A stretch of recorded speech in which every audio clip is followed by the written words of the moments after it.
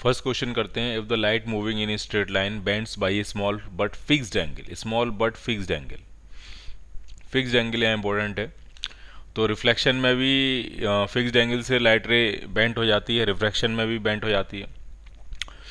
Diffraction में fixed angle से bend नहीं होती, डिफ्रैक्शन में लाइट बेंड होती है बट रैंडम बेंड होगी, ठीक है। फिक्स्ड एंगल जो है वो नहीं बनेगा इसमें, तो फिर इसका आंसर जो बनेगा वो सिर्फ बनेगा A part and B part, ठीक है। और डिस्पर्जन में भी रैंडम डिस्पर्जन होता है, और डिफ्रैक्शन में भी जो है वो फिक्स्ड एंगल नहीं होगा, वो कुछ किसी भी एंगल से लाइट रे बेंड हो जाती है। तो इसलिए इसका आंसर बनेगा A part and B part. Mark the correct options. If the incident rays are converging we have a real object. Real object और रियल इमेज का कंसेप्ट सिंपल इतना है कि अगर इंसिडेंट रे डाइवर्जिंग आ रही हैं, डाइवर्जिंग इंसिडेंट रे डाइवर्जिंग आ रही हैं, तो इसका मतलब वो एक रियल ऑब्जेक्ट से आ रही होंगी। ऑब्जेक्ट कैसा होगा आपका? रियल होगा, ठीक। और फाइनल रेज अगर कन्वर्जिंग हो जाएं, फाइनल रेज जो हैं लेंस से या मिरर से आने के बाद फाइनल रेज जो हैं वो कन्वर्जिंग मिले आपको, तो इसका मतलब ये है कि फाइनल इमेज जो है वो रियल होगी। तो रियल ऑब्जेक्ट और रियल इमेज का कंसेप्ट इतना सा है कि अगर इंसिडेंट रेज डाइवर्जिंग हो, डाइवर्जिंग होनी चाहिए तब ऑब्जेक्ट रियल होता है, और फाइनल रेज कन्वर्जिंग होनी चाहिए तो इमेज रियल होती है। तो अब देख लेते हैं जरा क्या क्या कह रहे हैं। If the incident rays are converging we have a real object, गलत, ये नहीं बनेगा। Final rays are converging we have a real image, बिल्कुल सही है।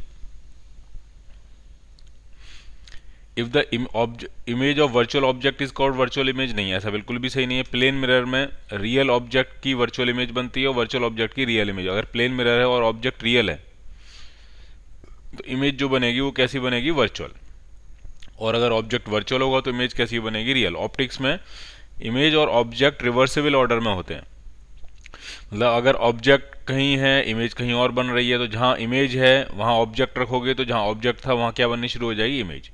ऑब्जेक्ट रियल था इमेज वर्चुअल थी, तो जब ऑब्जेक्ट वर्चुअल होगा इमेज क्या हो जाएगी? रियल। तो ऐसा नहीं है कि वर्चुअल ऑब्जेक्ट की इमेज को वर्चुअल इमेज कहते हैं, ऐसा कुछ नहीं है, ठीक है।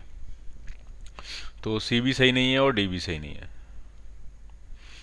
तो आंसर क्या बनेगा इसका? सिर्फ बी पार्ट।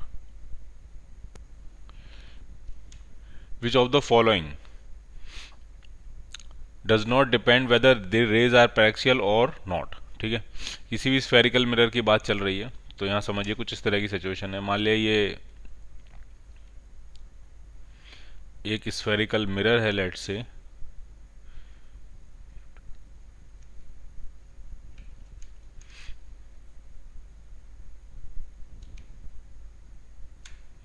ये इस तरह से।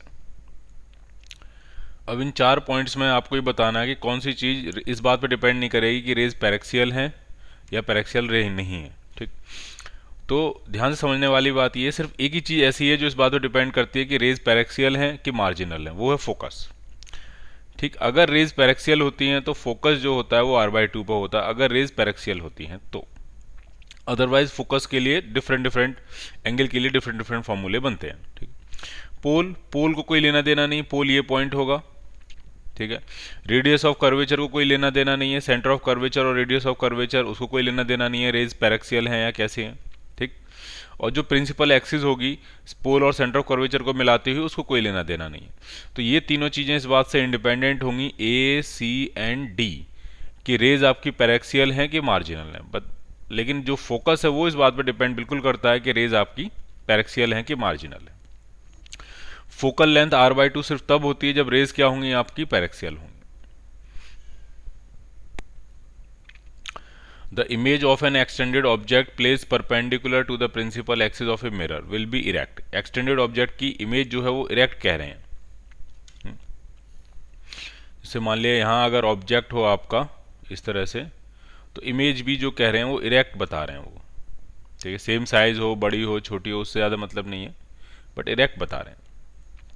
तो इरेक्ट कब कब बनती है वो सारे केसेस हम समझ लेते हैं, ठीक है। अगर आपका मिरर कॉन्वेक्स है तो कॉन्वेक्स मिरर में रियल ऑब्जेक्ट को आप कहीं भी रखो, इमेज हमेशा पोल और फोकस के बीच में बनेगी, साइज में छोटी होगी और वो इरेक्ट होगी। तो उस केस में अगर हम सोचें तो ऑब्जेक्ट तो आपका रियल होता है और इमेज कैसी होती है? आपकी वर्चुअल, ठीक। या फिर ऑब्जेक्ट को अगर हम वर्चुअल रखेंगे तो इमेज कैसी हो जाएगी आपकी रियल, वो आपस में इंटरचेंजेबल होते हैं, रिवर्सिबिलिटी का प्रिंसिपल ऑप्टिक्स में लगता ही है। और दूसरा केस ये होता है कि अगर आपका ये कॉनकेव मिरर है और ऑब्जेक्ट को मैंने फोकस के अंदर रखा है, तो इसकी वर्चुअल और इरेक्ट इमेज यहाँ बनेगी। मतलब दोनों केसेस में ऑब्जेक्ट और इमेज अगर इरेक्ट है तो ये तभी हो सकता है जब एक रियल होगा एक वर्चुअल होगा। ठीक है, एक रियल होगा और एक क्या होगा आपका वर्चुअल। ऑब्जेक्ट रियल है, इमेज वर्चुअल होगी, इमेज ऑब्जेक्ट को वर्चुअल करोगे तो इमेज रियल आ जाएगी, तभी हो सकता है। ठीक है, तो इसका आंसर बनेगा फोर्थ वाले का C and D. The object is real but image is virtual, ये भी चल सकता है। जो object is virtual but the image is real, ये भी चल सकता है। तो सी पार्ट भी सही है और डी पार्ट भी सही है। और प्लेन मिरर की बात करें तो प्लेन मिरर में भी यही होता है। प्लेन मिरर में हमेशा इरेक्ट इमेज बनती है, ऑब्जेक्ट अगर यहाँ है तो इमेज यहाँ बनेगी। और उसमें भी एक अगर ऑब्जेक्ट रियल होगा तो इमेज वर्चुअल होगी, और ऑब्जेक्ट को अगर वर्चुअल करोगे तो इमेज रियल हो जाएगी। तो मैंने तीनों केस आपको समझा दिए हैं कि कहाँ कहाँ इरेक्ट इमेज बनती है। लेकिन हर केस में एक चीज़ कॉमन है कि ऑब्जेक्ट रियल है तो इमेज वर्चुअल है, और ऑब्जेक्ट को वर्चुअल करेंगे तो इमेज रियल हो जाएगी।